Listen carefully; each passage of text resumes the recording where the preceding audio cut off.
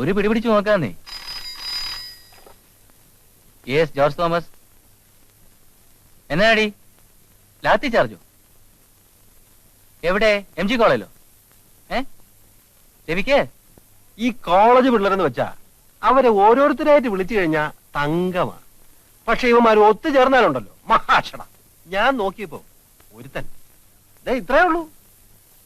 ഇത്രയും വലിയൊരു ഉരുളം കല്ല് ആ കുത്തനെ പൊക്കത്തിൽ നിന്ന് ഇദ്ദേഹത്തിന്റെ നേർക്ക് ഉരുട്ടി വിടുക. ഇദ്ദേഹമാണെങ്കിൽ ഒന്നും അറിയാതെ കണ്ണു മഴിച്ച് ലാത്തിയും പിടിച്ചങ്ങനെ നിൽക്കുക. കല്ല് ഉരുട്ട് വരുമ്പോ വെറുതെ നിന്നിട്ട് എന്താ കാര്യം? സാർ എന്ത് പറ്റി സാർ? ഒന്നുമില്ല കോഴിപ്പിള്ളേ. കോഴിപ്പിള്ള അങ്ങോട്ട് ചെല്ലേ. അതാ കുഴപ്പം. ഒന്നും അങ്ങോട്ട് പറഞ്ഞാൽ ഇഷ്ടപ്പെടുകയില്ല. എന്നാ ഞാൻ ഇറങ്ങട്ടെ.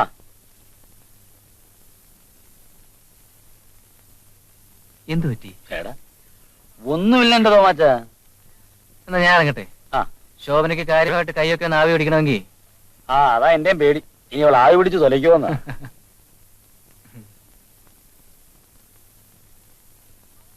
അവരൊക്കെ പോയോ?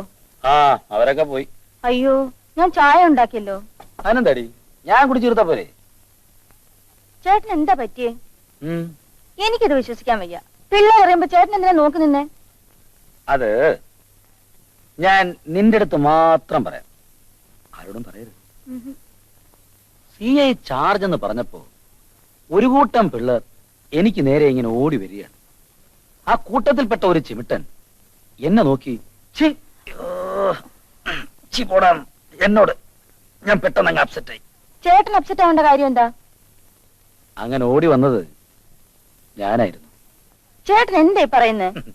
കൂട്ടാ, കോളേജിൽ പഠിച്ചിരുന്ന കാലത്ത് നിന്റെ ഈ ചേട്ടൻ പോലീസിനെ സ്ഥിരം അറിയുന്ന ഒരു കക്ഷിയായിരുന്നു. അന്നൊരുപാട് പോലീസുകാരെ ഇൻസ്പെക്ടർമാരെയൊക്കെ ഞാൻ മുറിവേൽപ്പിച്ചിട്ടുണ്ട്.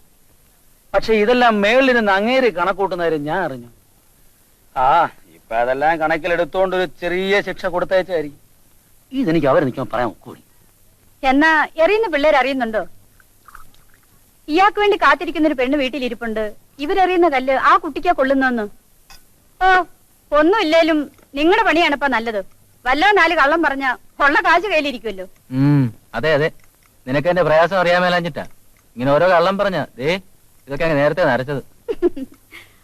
അല്ല, ജീവിതത്തിൽ ഇതുവരെ എത്ര കള്ളം പറഞ്ഞു കാണും? അത് ഒരുപാട് കള്ളം പറഞ്ഞു. എന്നാലും ആദ്യമായി പറഞ്ഞത്?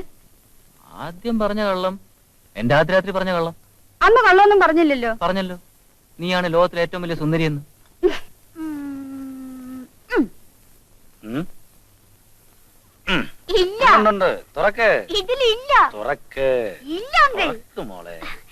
ഡാൻഡിയുടെ അച്ഛൻ എഴുതേക്കണമെന്നില്ല.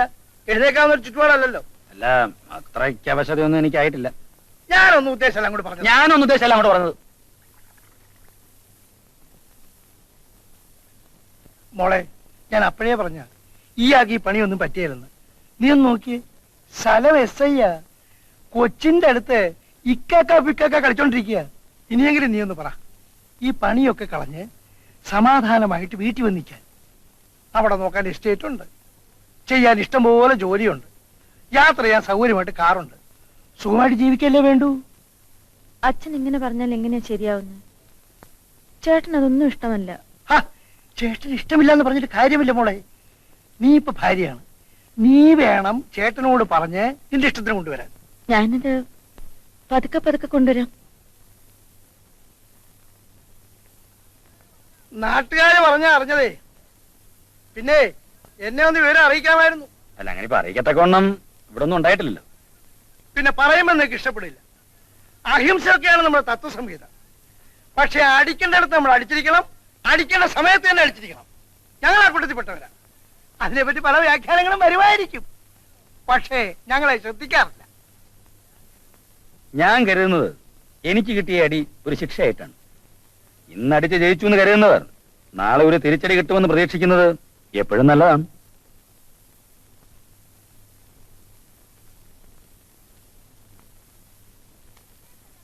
ഇപ്പൊ ചേട്ടനല്ലേ അച്ഛനോട് അങ്ങനെ സംസാരിച്ചത്? നിന്റെ അച്ഛൻ പറഞ്ഞപ്പോൾ എന്നെ വെച്ചാ അത് നിനക്ക് മനസ്സിലാകത്തില്ല. അങ്ങനെ അങ്ങോട്ട് എല്ലാം ന്യായീകരിച്ചാലോ. എടി, അല്ലെങ്കിൽ നിന്റെ അച്ഛന് ചൊറിയെന്ന് വർത്തനം പറഞ്ഞാൽ അറിയാവൂ. ആദ്യം അങ്ങനെ ചൊറി മാറട്ടെ, പിന്നെ ഞാൻ നന്നാവും.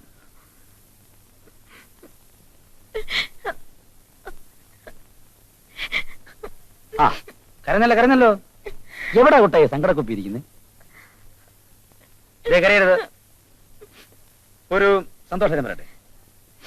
ഒരാഴ്ചത്തെ മാനസികോല്ലാസത്തിനും ശാരീരിക വിശ്രമത്തിനും വേണ്ടി സബ് ഇൻസ്പെക്ടർ രവികുമാർ ഒരു സുഖവാസ കേന്ദ്രത്തിലേക്ക് നാളെ യാത്ര ആരംഭിക്കുന്നു. കുട്ടം വരുന്നോ?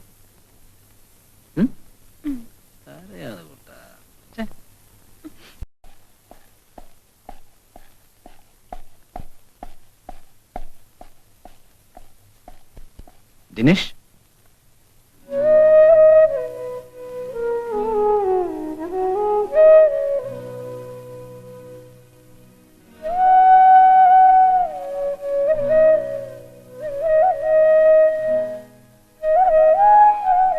അളിയ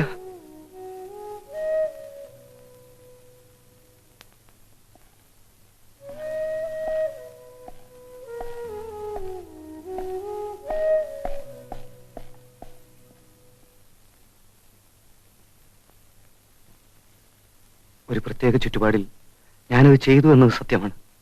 എന്നെ ശിക്ഷിച്ചതിൽ എനിക്ക് ദുഃഖമില്ല. ഒന്നോർക്കുമ്പോഴേ എനിക്ക് വിഷമമുള്ളൂ. എന്റെ വിവാഹം കഴിഞ്ഞിട്ട് 1 വർഷം പോലും ആയിട്ടില്ല.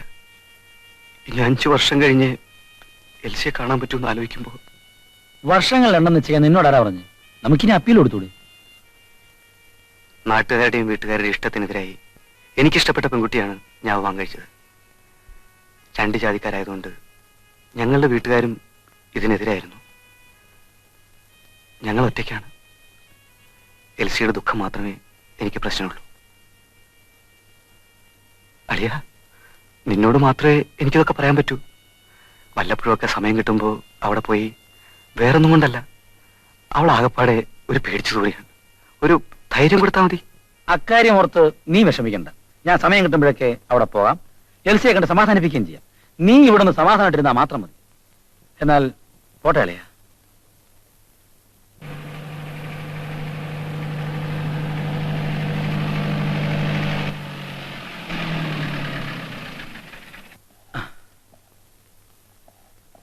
ആ, ഞാനിപ്പോ വരാം.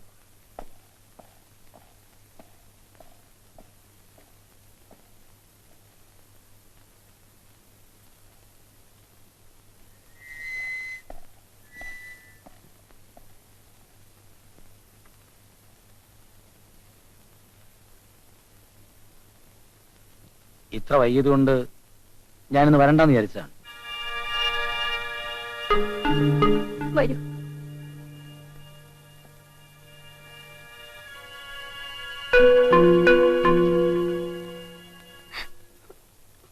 എൽസിക്ക് ഞങ്ങൾ തമ്മിലുള്ള ബന്ധം അറിയുമെന്നറിയില്ല. എന്റെ വിവാഹത്തിന് കാരണം തന്നെ അവനാണ്. സത്യം പറഞ്ഞാൽ അവൻ എന്നെ വിളിച്ചുകൊണ്ടുപോയി കല്യാണം കഴിപ്പിക്കുകയായിരുന്നു. എനിക്കാരുമില്ല. എന്റെ വീട്ടുകാരോ ചേട്ടന്റെ വീട്ടുകാരോ ആരുമില്ല. അങ്ങനൊന്നും വിചാരിക്കണ്ട. ഞങ്ങളൊക്കെ ഞാനുണ്ട്, എന്റെ ഭാര്യയുണ്ട്. ഇനി ഞാൻ വരുമ്പോ എന്റെ ഭാര്യയും കൂടിയിട്ട് വരാം. എൽസി ഇങ്ങനെ വെറുതെ ഒറ്റയ്ക്കിരുന്ന് വല്ലതൊക്കെ ആലോചിച്ച് മനസ്സ് വിഷമിപ്പിക്കരുത്. നമ്മൾ എന്തായാലും അപ്പീൽ കൊടുക്കാൻ തീരുമാനിച്ചു. ഇനി അതിനുള്ള ഏർപ്പാടൊക്കെ ചെയ്യാം. വേണ്ട, ഇത്രയും വൈകില്ലേ. ഞാൻ ഇനിയും വരാം.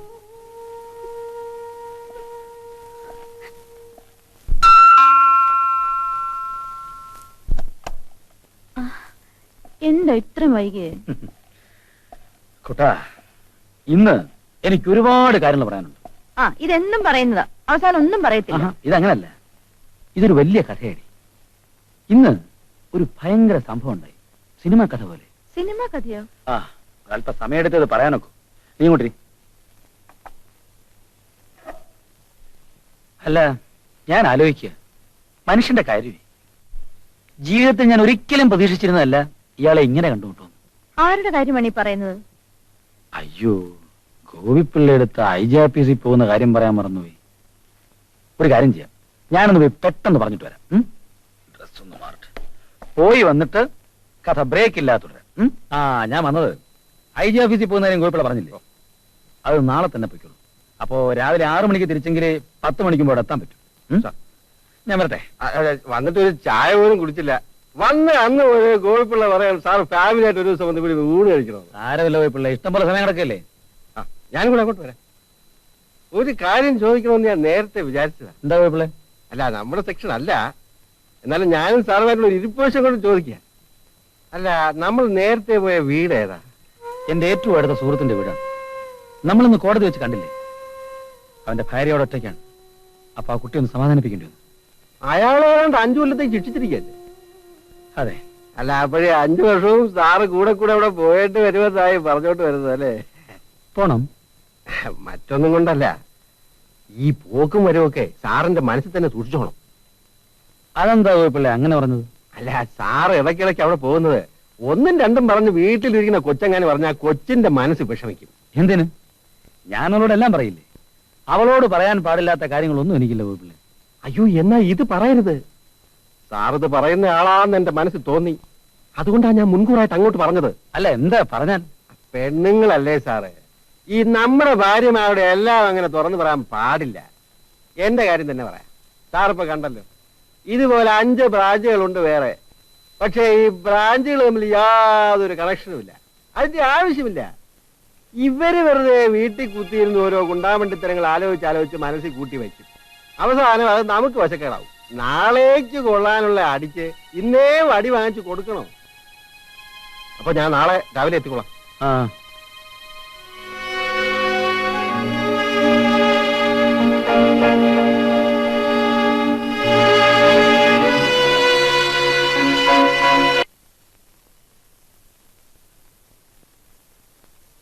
നല്ല ആളാ ഇപ്പൊ വരാന്ന് പറഞ്ഞു പോയിട്ട്. പറയാം. ഗോപിപ്പിള്ളയുടെ കൈ പെട്ടാൽ പെട്ടെന്ന് വരാൻ പറ്റൂ? ആ, കഥ എന്ന് പറഞ്ഞേ. ഞാൻ ഇത്ര നേരം ആലോചിച്ചോണ്ടിരിക്കായിരുന്നു ആ കഥ എന്താണെന്ന്. കുട്ട, അത് ആ, പറയൂ. കഥ എന്താന്ന് വെച്ചാല്, അത് ഒരിക്കലും പറഞ്ഞാ തീരാത്ത ഒരു വലിയ കഥയാണ്. നിനക്ക് ഓർമ്മയുണ്ടോ പിന്നെ ആ ദിനേശിനെ? ആ, ഞാൻ ഇന്ന് പുള്ളിയെ കണ്ടു. എന്നിട്ട് ഞാൻ കണ്ടു. അതാണ് കഥ. ചേട്ടൻ ചുമ്മാ ഉഴപ്പുക. അതൊന്നും അല്ല കഥ.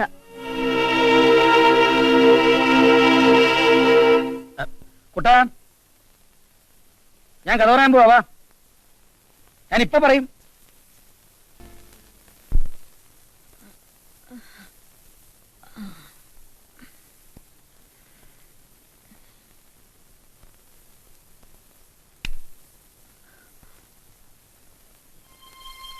പെണ്ണുങ്ങളല്ലേ സാറ്, ഈ നമ്മുടെ ഭാര്യമാരുടെ എല്ലാം അങ്ങനെ തുറന്നു പറയാൻ പാടില്ല. നാളേക്ക് കൊള്ളാനുള്ള അടിക്ക് ഇന്നേ വടി വാങ്ങിച്ചു കൊടുക്കണോ? എന്താ ചേട്ടാ ഇവിടെ വന്നിരിക്കുന്നത്? ഞാന് ഇടയ്ക്കൊന്ന് ഉണർന്നു, പിന്നെ എനിക്ക് ഉറക്കം വന്നില്ല. എങ്കിൽ പിന്നെ എന്തിനാ തലേണ എന്റെ അടുത്ത് വെച്ചത്? അപ്പൊ എന്തോ കള്ളമുണ്ട്. ഒന്നുമില്ലെന്നേ, ഞാനല്ലേ പറയുന്നേ, ഒരു കള്ളവുമില്ല. വാ, നോക്കണം ഉറങ്ങാം. ഇല്ല, ചേട്ടൻ എന്തോ പ്രശ്നമുണ്ട്. ഒന്നുമില്ല കുട്ടാ. ആ കടയിലുള്ള 2-3 കോപ്പി മിഠായി 4-5 നോട്ട് ബുക്കും വിറ്റാ ഞാൻ ജീവിക്കുന്നു. ഇത് വാങ്ങിക്കുന്നത് അവിടുത്തെ ട്യൂട്ടോറിയൽ കോളേജിൽ പഠിക്കുന്ന പെമ്പിള്ളേരാ. ഇവര് 3-4 പേര് സംഘം ചേർന്ന് വന്ന് അവിടെ വരുന്ന പെമ്പിള്ളേരെ കേൾക്കാൻ കൊല്ലാത്ത അസഭ്യം പറയാന്ന് വെച്ചാൽ എന്റെ കടയിൽ പിന്നെ എങ്ങനെ കച്ചവടം നടക്കും സാർ? തങ്കമസ്തക്കുറിയിട്ട തമ്പുരാട്ടി നിന്റെ തിങ്കളാഴ്ച നോയമ്പെന്ന് മുടക്കും ഞാൻ. എന്താ തമ്പുരാട്ടി ഒരു മൈൻഡ് ഇല്ലാതെ?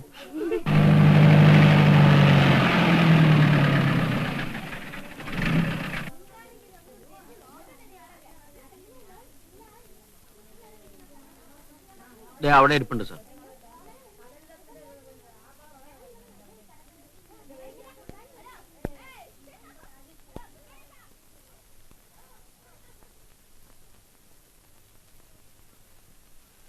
ഇവിടെ ഇങ്ങനെ വന്നിരിക്കുന്നത് നിങ്ങൾക്കൊരു ബുദ്ധിമുട്ടല്ലേ?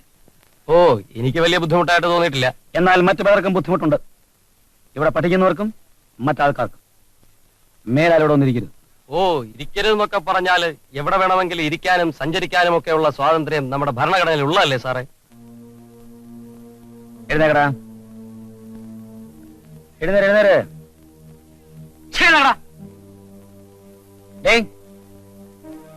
ഈ അഭ്യാസമൊക്കെ കഴിഞ്ഞിട്ടാ കേട്ടോ ഞങ്ങൾ ഈ തൊപ്പിയെടുത്ത് തലേ വെച്ചത്. ആദ്യം സ്റ്റേഷനിൽ നിന്ന് ഒരാളെ അയച്ചു, അയാൾ വന്ന് മര്യാദയ്ക്ക് സംസാരിച്ചു. ഇപ്പൊ ഞാൻ വന്ന് അല്പം മര്യാദ വിട്ട് സംസാരിച്ചു. ഇനിയും വരേണ്ടി വന്നാലുണ്ടല്ലോ, ഞങ്ങൾ സംസാരിക്കുകയില്ല, പെരുമാറേണ്ടി വരും. പോടാ പോടാ.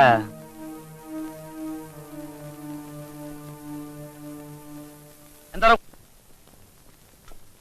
ഇരിക്കും, ഭക്ഷണത്തിന് മുമ്പിൽ നിന്ന് എഴുന്നേക്കാൻ പാടില്ലെന്നാണ്. അല്ല എന്താ എത്ര നേരത്തെ കഞ്ഞി കുടിക്കാന്ന് വിചാരിച്ചത്? ഞാൻ ഒറ്റയ്ക്കല്ലേ ഉള്ളൂ. എത്രയും നേരത്തെ വല്ലതും കഴിക്കുക, കിടന്നുറങ്ങാം, അത്രേ ഉള്ളൂ. വല്ലതും വായിച്ചോണ്ടിരിക്കണം. എന്താ വായിക്കുന്ന ഇഷ്ടമല്ലേ? ഞാൻ വേണമെങ്കിൽ വരുമ്പോ വല്ല മാഗസിനോട്ടോ വായിച്ചോണ്ടിരാം. വായിക്കാനുള്ള മനസ്ഥിതി അല്ലല്ലോ ഇപ്പോഴെനിക്കുള്ളത്. അതിനൊക്കെ കൊണ്ട് എന്തോ ഉണ്ടായ ഇവിടെ? ആ ഇത് കേട്ടാ തോന്നും ഇത് ഒന്നുമില്ലല്ലോ. ഇതിനേക്കാളൊക്കെ എത്രയോ വലിയ പ്രശ്നങ്ങൾ കാണുന്നവരല്ലേ ഞങ്ങൾ. ഇന്നലെ അവനെ പോയി കണ്ടിരുന്നു അല്ലേ? കണ്ടിരുന്നു. എന്നോട് പറഞ്ഞു ഇനി എവിടെ ചെല്ലണ്ടെന്ന്. എന്താ ഇത്? എൽസി പഠിപ്പുള്ള കുട്ടിയല്ലേ, എന്താ മനസ്സിലാക്കാത്തത്? കൂടെ കൂടെ അവിടെ ചെല്ലുമ്പോൾ ഇനി എൽസിക്ക് ക്ഷീണമാകുമെന്ന് കരുതി പറഞ്ഞായിരിക്കും. ശരി, ഞാനും കമ്പനിക്ക് വേണ്ടി ചിലപ്പോൾ കഞ്ഞി കുടിക്കാൻ പോവാം. ഇങ്ങനെ കരഞ്ഞുകൊണ്ടിരുന്നാൽ കഞ്ഞി കുടിക്കാൻ പറ്റത്തില്ല. ഞാൻ കഞ്ഞി കുടിക്കണമെന്നുണ്ടെങ്കിൽ എൽസി ഇപ്പൊ കരഞ്ഞു നിർത്തണം. ഞാനിപ്പോ വന്നത് എനിക്ക് പരിചയമുള്ള ഒരു നല്ല അഡ്വക്കേറ്റ് ഉണ്ട്. നമുക്ക് ഏതായാലും അപ്പീൽ കൊടുക്കാം. ഞാനതിന്റെ ഏകദേശം രൂപമൊക്കെ പുള്ളിയോട് പറഞ്ഞിട്ടുണ്ട്. പുള്ളി ശ്രമിക്കാമെന്ന് പറഞ്ഞിട്ടുണ്ട്. അപ്പൊ അതിന് ചില പേപ്പേഴ്സൊക്കെ ഒന്ന് സൈൻ ചെയ്യേണ്ടി വരും. അങ്ങനെയാണെങ്കിൽ ഞാൻ വരത്തില്ല, ഞാൻ ആ പേപ്പേഴ്സ് കൊടുത്തയക്കാം. പിന്നെ ഈ രാവിലെ മുതൽ വൈകുന്നേരം വരെ ഇവിടെ ഒറ്റ കുത്തിയിരിക്കേണ്ട ആവശ്യം എന്താ? വല്ല പഠിച്ചൂടി. ടൈപ്പ് പഠിക്കണം, അതിനുവേണ്ടി എല്ലാ ഏർപ്പാടും ചെയ്തുതരാം. ചമ്മന്തി ഉണ്ടായിരുന്നുകൊണ്ട് ഞാൻ കണ്ടാരം കഞ്ഞി കുടിച്ചു, വയറ് ഫുള്ളായി.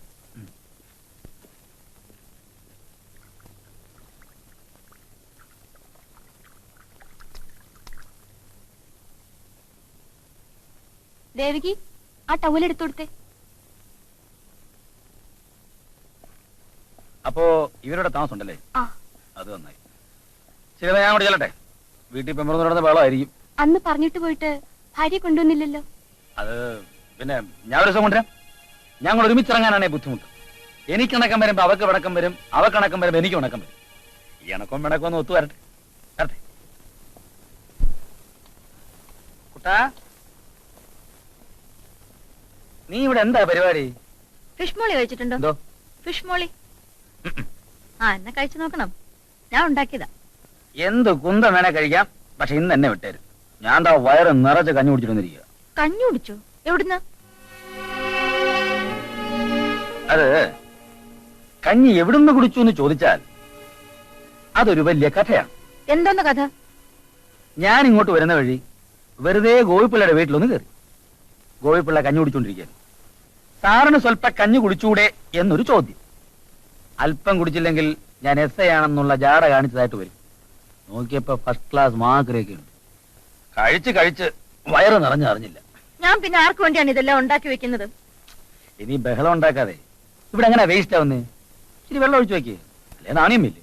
നാണയമേ ഒന്നും കഴിക്കത്തില്ല. അവര് രാവിലെ ഫ്രൂട്ട് ജ്യൂസേ കഴിക്കത്തുള്ളായിരിക്കും. ഞാൻ കഴിക്കാൻ അവിടെ ഈ തറിയുടെ രഹസ്യം എന്ന് പറയുന്നത് തന്നെ ഞാൻ പണ്ട് കഴിച്ചിട്ടുള്ള പഴഞ്ചോറ്.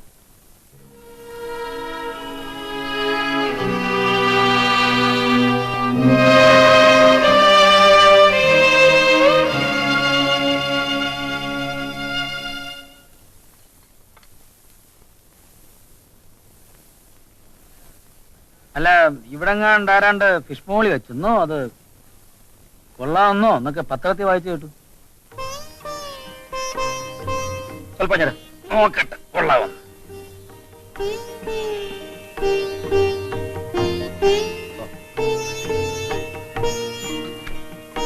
First class.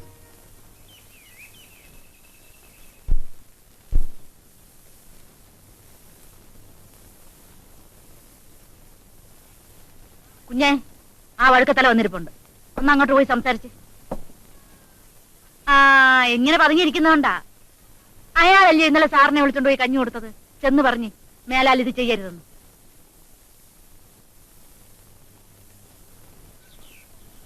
ഗോപിപ്പിള്ള എന്ത് പണിയെ കാണിച്ച്? എന്താ കുഞ്ഞേ? ഞാനൊരു കാര്യം പറഞ്ഞേക്കാം. ഇൻസ്പെക്ടർ പണിയൊക്കെ സ്റ്റേഷനിൽ, അത് കഴിഞ്ഞ് ഇങ്ങ് വിട്ടേക്കണം. അതിനിപ്പോ എന്ത് പറ്റി? ചേട്ടൻ പറഞ്ഞല്ലോ ഇന്നലെ രാത്രി ഗോപിപ്പിള്ളയുടെ വീട്ടിൽ നിന്ന് വയറ് നിറച്ച് കഞ്ഞി കുടിച്ചെന്ന്. അങ്ങനെയാണെങ്കിൽ പിന്നെ ഞാൻ എന്തിനാ ഇവിടെ ഇതെല്ലാം ഉണ്ടാക്കി വെക്കുന്നത്? അയ്യോ, അത് സാറ് കഞ്ഞി ഇല്ല ഇന്നലെ വന്നപ്പോഴത്തേക്ക് അല്പം കുറച്ചേ കഴിച്ചോളല്ലോ. കുറച്ചൊന്നും അല്ല, ചേട്ടൻ പറഞ്ഞല്ലോ വയറ് നിറച്ചു കഞ്ഞി കഴിച്ചെന്ന്. ഇവിടെ വന്നിട്ട് ഒറ്റ ആഹാരം കഴിച്ചിട്ടില്ല. ഇന്നലെ ഞാൻ വെച്ച ആഹാരമൊക്കെ വേസ്റ്റ് ആയി. എന്നെ കഴിച്ചു തുടങ്ങിയപ്പോൾ ഞാൻ ശ്രദ്ധിച്ചു കാണൂല. കോഴിപ്പിള്ളയ്ക്ക് ഒരു അബദ്ധം പറ്റിയതാ. ഇനി ഞാൻ സൂക്ഷിച്ചോളാം. സാറിന്റെ ചേട്ടൻ അങ്ങോട്ട് പോയല്ലോ. അയ്യോ, എന്നാ ഞാൻ അങ്ങോട്ട് ചെല്ലട്ടെ.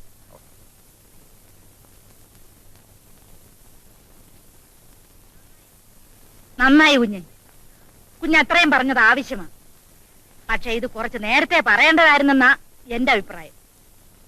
കുഞ്ഞ് ശ്രദ്ധിച്ചോ, കഞ്ഞിയെ പറ്റി പറഞ്ഞപ്പോ അവന്റെ ഒരു ഉരുളക്കം. ഇതിലെന്തോ കള്ളത്തരമുണ്ട്. സാറ് സൈക്കിൾ ഓടിക്കുന്നു, ഞാൻ പുറകിലാണ് ഇരിക്കുന്നത്.